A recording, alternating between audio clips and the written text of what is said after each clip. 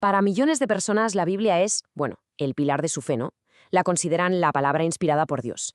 Pero claro, esto nos lleva a una pregunta clave, una que seguramente nos hemos hecho todos en algún momento.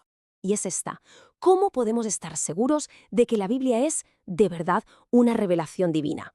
Bueno, pues la clave, al parecer, no está en verla como un montón de libros sueltos, sino en entender ese hilo conductor que los une a todos en una sola gran historia. Y ese hilo conductor es su estructura, una estructura basada en pactos. Fíjate, la clave para entender por qué la Biblia tiene esa autoridad es verla como una serie de pactos divinos. El Evangelio, la buena noticia, es precisamente el mensaje que gira en torno a estos pactos de Dios. Vamos a empezar por algo que nos suena a todos: Antiguo y Nuevo Testamento. Pero, ¿y si su significado fuera mucho más profundo que una simple separación entre libros viejos y nuevos? Normalmente, pues eso, pensamos en el Antiguo y Nuevo Testamento como las dos partes de la Biblia, ¿verdad?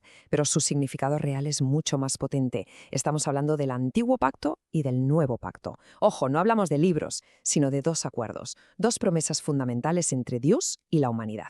Entonces, ¿qué es exactamente un pacto? Pues, para que nos entendamos, es una promesa solemne, un acuerdo sagrado y vinculante.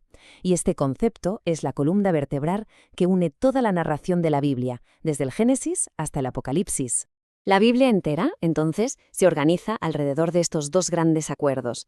Por un lado, tenemos el Antiguo Pacto, el que Dios estableció con el pueblo de Israel a través de Moisés, allá en el monte Sinaí, como leemos en el libro del Éxodo. Y por otro, el Nuevo Pacto, que es el que Jesucristo inaugura con su propia vida, con su sacrificio, cumpliendo el Antiguo y a la vez llevándolo a un nivel completamente nuevo. Ahora bien, este concepto de pacto no es algo que esté ahí flotando en el aire, no. Todo, absolutamente todo, converge en una única figura central, alguien tan importante que hasta nuestra forma de contar los años depende de él: Jesucristo. A ver, pensemos un segundo.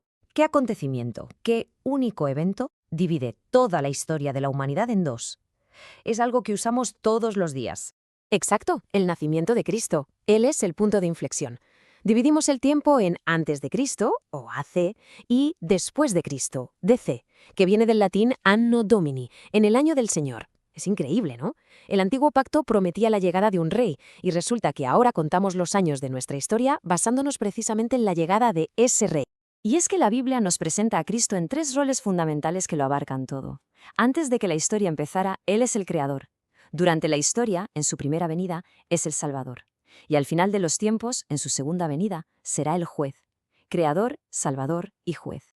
Y esto nos lleva al corazón de todo este argumento, porque la confianza que podemos tener en las promesas que aún no se han cumplido se basa en el increíble historial de las promesas que sí se cumplieron. Vamos a verlo más claro. El antiguo pacto hizo una promesa gigantesca, que vendría un Salvador para redimir a la humanidad. ¿Y qué nos dice el Nuevo Testamento? Que esa promesa se cumplió históricamente en la persona de Jesús de Nazaret. Y ahora el Nuevo Pacto nos deja con otra gran promesa, una esperanza que sigue pendiente: su regreso, esta vez como juez, y el establecimiento final del reino de Dios. Hay una frase que lo resume todo a la perfección. La fe en su regreso prometido, o sea, la segunda venida, comienza con el conocimiento de que vino como se prometió en la primera venida. Es una lógica aplastante, ¿no? La confianza en el futuro se apoya en la evidencia sólida del pasado. El cumplimiento de las profecías sobre su primera llegada es, por así decirlo, la garantía de que se cumplirán las de su segunda venida. Y con esto volvemos a la pregunta con la que empezamos: ¿cómo podemos saber que la Biblia es verdad?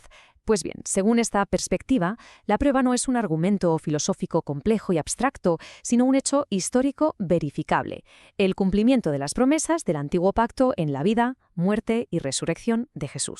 Muy bien, pues antes de terminar, vamos a hacer un pequeño repaso de las ideas clave que hemos visto y, por supuesto, a mencionar de dónde viene este análisis. Resumiendo mucho, primero, que la Biblia se entiende mucho mejor si la leemos como la historia de dos grandes pactos. Segundo, que la historia universal tiene un centro, y ese centro es Jesucristo.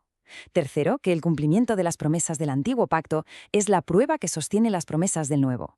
Y por último, que la fe en lo que vendrá se construye sobre la evidencia de lo que ya ha ocurrido. Como vemos, todo encaja, es una estructura súper coherente. Y para dar el crédito correspondiente, es importante mencionar que todo este análisis es un resumen de las enseñanzas de El mensaje prioritario, el Evangelio, del pastor Baek Sonhei de Comea. Y ahora sí, llegamos al final. Si esta explicación ha parecido útil o interesante, un me gusta y la suscripción al canal son de gran ayuda para que podamos seguir creando más contenido como este. Muchísimas gracias por la atención.